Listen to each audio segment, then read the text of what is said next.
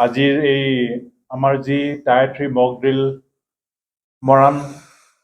Central tank ফাৰ্মত আজি অনুষ্ঠিত কৰিছিলোঁ যে আমি আজি যিটো টায়াৰ 3 মক ড্ৰিল অইল ইণ্ডিয়াই কৰিলে সেইটো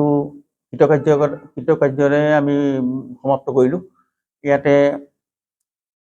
ডিষ্ট্ৰিক্ট এডমিনিষ্ট্ৰেশ্যনৰ ৰিপ্ৰেজেণ্টেটিভ আহিছিল, ডক্টৰ বিজয় লক্ষ্মী গগৈ আহিছিল, আমাৰ RC officiating mister Dilip Kumar Goswami আছিল, আৰু ইয়াতে আছিল আমাৰ বিভিন্ন মিউচুৱেল এইড পাৰ্টনাৰবিলাক আছিল, যেনেকৈ ইয়াতে ONGC আছিল, ONGC টিম, BCPL আৰু BCPLৰ টিম আছিল, তাৰপিছত ষ্টেট ফায়াৰ ছাৰ্ভিচৰ পৰাও আছিল টিম আছিল, তাৰপিছত আমাৰ ইয়াতে CISF NDRF কমাণ্ডেণ্টসকলো আহিছিল, তেওঁলোকে NDRFে মেইনলি ৰেস্কিউ অপাৰেশ্যনটো কৰে, আৰু অইল আৰু বাকী যিমান মানুহ আছে গোটেইখিনিয়ে ইয়াতে খুব উৎসাহেৰে যোগদান কৰিলে। আমি আমাৰ যিটো টায়াৰ 3 যিটো মক ড্ৰিল খুব সুকলমেভাৱে আমি আমাৰ যিটো সাৰ্থকতা, আমাৰ যিটো সক্ষমতা আমি প্ৰদৰ্শন কৰিলোঁ, আৰু অলৰেডি আমাৰ ঠাকৰে ছাৰে কৈ গৈছে যে আমি টায়াৰ 3 মক ড্ৰিল আমি কেনেকৈ ধৰণে কৰোঁ, আৰু আমি আজি এই মক ড্ৰিলটোৰ পৰা এটাই আমি শিক্ষা পালোঁ যে আমাৰ নিজৰ সক্ষমতা আছে যিকোনো ধৰণৰ ডিজাষ্টাৰ মোকাবিলা কৰিবৰ কাৰণে, আৰু বিশেষকৈ মই অসম গভৰ্ণমেণ্টে যি ধৰণে আজি ডিষ্ট্ৰিক্ট এডমিনিষ্ট্ৰেশ্যনে যি ধৰণে সহায় কৰিলে আমাক এই মক ড্ৰিলটোত, আমাৰ ফালৰ পৰা আমি নথৈ ধন্যবাদ জনাইছোঁ। আৰু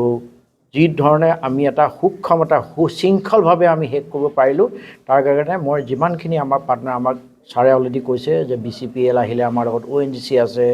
তাৰপিছত আপোনাৰ আহি পেলাই BCPL, ONGC, ষ্টেট, NDRF সকলোখিনিয়ে সুকলমেভাৱে আমি শেষ কৰিলোঁ, আৰু আশা ৰাখিছোঁ এই যিটো শিক্ষাই এই আমাৰ গোটেই মৰাণবাসীৰ কাৰণে, মৰাণৰ ওচৰৰ পাজৰৰ অঞ্চলৰ যিমানখিনি আছে, আমি এটা সুশৃংখল টীম গঠন কৰিবৰ কাৰণে আমি সক্ষম হ'লোঁ। এইটো অলমষ্ট আমাৰ যিটো ৰেকৰ্ড দেখা গৈছে, 7 বছৰৰ মূৰত আমি আজি মৰাণ ফিল্ডত, মৰাণ চেণ্ট্ৰেল টেংক ফাৰ্মত 7 বছৰৰ মূৰত আমি টায়াৰ 3 মক ড্ৰিল কৰিলোঁ। আমি ইয়াত আজি এটা টায়াৰ 3 মক ড্ৰিল অনুষ্ঠিত কৰিছিলোঁ। প্ৰথম আমি আৰম্ভ কৰিলোঁ 9:40 যেতিয়া আমি ধৰি লৈছিলোঁ যে এটা ভূমিকম্প অহাৰ ফলত আমাৰ 12 নম্বৰ টেংকৰ আউটলেটত এটা লিকেজ আমি দেখা পাইছিলোঁ। সেই দেখা লিকেজটোৰ পিছৰ পৰ্যায়ত তাত অলপ আমি ধোঁৱা দেখিছিলোঁ, ধোঁৱাৰ পাছতে আমি জুই দেখা পাইছিলোঁ, আৰু সেনেকৈ জুইকুৰা বাঢ়ি গৈছিলে আমাৰ যেতিয়া দ্বিতীয়টো ভূমিকম্প আহিছিলে 9:50 আশে পাশে। তো সেনেকৈ আমাৰ লেভেলটো বাঢ়ি গৈছিলে, টায়াৰ 1ৰ পৰা টায়াৰ 2 হৈছিলে, টায়াৰ 2ৰ পৰা টায়াৰ 3 হৈছিলে। এই গোটেই প্ৰক্ৰিয়াটো সম্পূৰ্ণ কৰিবলৈ আমাক 1.5 ঘণ্টাৰ সময় প্ৰয়োজন হৈছিলে। মৰাণ টেংক ফাৰ্মত হৈছে যোনটো ক্ৰুড অইল আমি ষ্ট'ৰ কৰোঁ, সেইটো ফাইনেল টু ষ্ট'ৰেজ ফেচিলিটি। তাত আপোনাৰ আজিৰ দিনত 22,500 কিলোলিটাৰ আমি ষ্ট'ৰ কৰিব পাৰোঁ ক্ৰুড অইল, আৰু এনেকুৱা ধৰণৰ ইনষ্টলেশ্যন বহুত ভাইটেল হয় ফায়াৰ ফাইটিঙৰ কাৰণে। আমি আজি এই মক ড্ৰিলটোৰ পৰা এইটোৱে আমি গম পালোঁ যে আমাৰ ইয়াত যিমানখিনি মানুহ কৰ্মকৰ্তা কৰ্মচাৰী আছে, আমাৰ কণ্ট্ৰেক্টৰ মানুহ আছে, আমাৰ অইলৰ মানুহ আছে, তেওঁলোকৰ প্ৰিপেয়াৰ্ডনেছ লেভেলটো কেনেকুৱা, হঠাতে উদ্ভাৱন হ'ব পৰা এনেকুৱা এটা ছিটুৱেশ্যনক তেওঁলোকে কেনেধৰণে হেণ্ডেল কৰিব, কেনেধৰণে তেওঁলোকে মোকাবিলা কৰি পেলাই এইটো সক্ষমভাৱে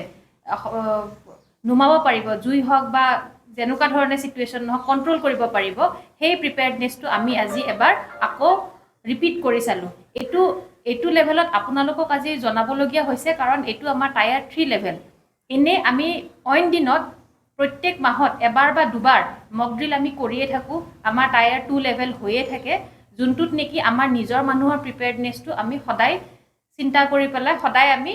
আপডেট ৰাখিবলৈ চেষ্টা কৰোঁ। আমি এই বস্তুটো আমি ক্ৰিয়েট কৰি লওঁ নিজেভাৱে, যাতে আমি সেই প্ৰকৃত ছিটুৱেশ্যনত আমি তেনেকুৱা ধৰণৰ এটা ছিটুৱেশ্যন আমি ফেচ কৰিব পাৰোঁ। আৰু আমি যিটো ছিটুৱেশ্যনৰ কথা বাইদেৱে ক'লে সেইমতে আমি সেই ছিটুৱেশ্যনটো মোকাবিলা কৰিব পাৰিলোঁ